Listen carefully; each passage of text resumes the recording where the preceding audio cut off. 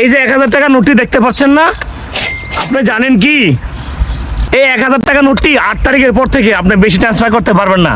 বিকাশ, rocket, নগদ, send money, cash out লেনদেন totally বন্ধ। কারণ কি, বাংলাদেশ সরকার নির্বাচনের প্রেক্ষাপটের কারণে এই 1000 টাকার নোটগুলা আপনাদের কাছ থেকে বর্তমানে স্থাপিত রাখতেছে।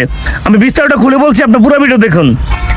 এখনকার সিচুয়েশন অবস্থাতে বাংলাদেশ সরকার অনুমতি দিয়েছেন ফেব্রুয়ারি মাসের 8 তারিখ থেকে শুরু করে 13 তারিখ পর্যন্ত আপনি মোবাইলে সর্বোচ্চ 1000 টাকা করে সেন্ড মানি বা ক্যাশ আউট করতে পারবেন।